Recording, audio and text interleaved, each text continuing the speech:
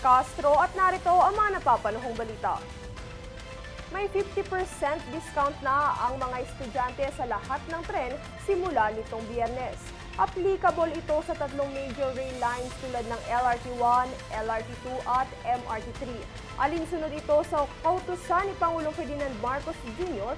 na mabawasan ang gastos ng mga estudyante at kanilang mga magulang lalo na't balik eskwela na. Samantala, pabor si Pangulong Ferdinand Marcos Jr. sa muling pagpapatupad ng NCAP. Malaki umano ang ambag ng pulisiya sa road discipline ng mga motorista. Narito ang detalye. Suportado ni Pangulong Ferdinand Marcos Jr. ang No Contact Apprehension Policy o NCAP, bunsod ng magandang dulot nito hinggil sa road discipline at pagsugpo sa katiwalian. Ayon sa Pangulo, maganda ang layunin ng pulisiya, partikular sa pamamahala sa daloy ng trapiko kung saan mahigpit na nasusunod ang rules of the road.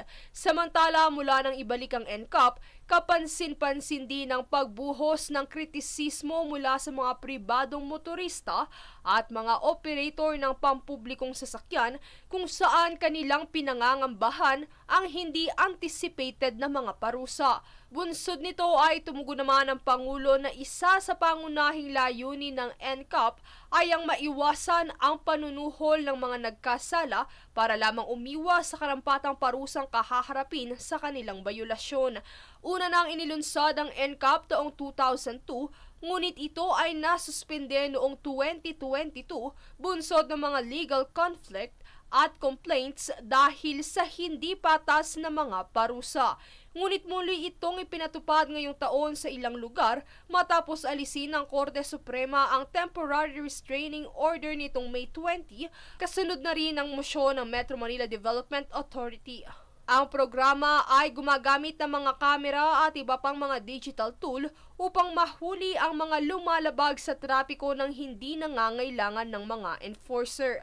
Sa halip, ang mga tiket ay direktang ipinadadala sa mga rehistradong may-ari ng sasakyan. Ngunit gayunpaman, nilinaw ng MMDA na isinasa ilalim pa rin nila sa manual review at validation ng NCAP para masiguro na tama ang pagtiket o paghuli nito bago mag-issue ng Notice of Violation sa paglabag. Princess Castro nag-uulat para sa Golden Nation Network. Nagbabala ang mga otoridad sa publiko na mag-ingat laban sa kumakalat na pekeng taxi rates na umano'y ginagamit ng taxi operators at drivers sa mga terminal ng Ninoy Aquino International Airport o NAIA. Ang naturang rate card ay may kalakip na labis na mataas kumpara sa dapat lamang nababayaran ng pasahero, kabilang ang lumang logo ng Manila International Airport Authority o MIAA. Ayon sa MIAA, peke ang rate card na ito at tinatago lamang ng mga kolorum na driver upang singilin ang mga pasahero ng umano'y mas mababang bayad, ngunit ito ay iligal na singil. Kami ang boses ng pagbabago. Ako si Princess Castro at ito ang News Force. Sa ulo ng mga balita, mga estudyante may 50% fair discount sa mga tren. Publiko, pinag-iingat sa kumakalat na pekeng taxi rates sa NAIA. PAGCOR at DICT nagsusumikap na tuluyang matanggal ang illegal gaming websites.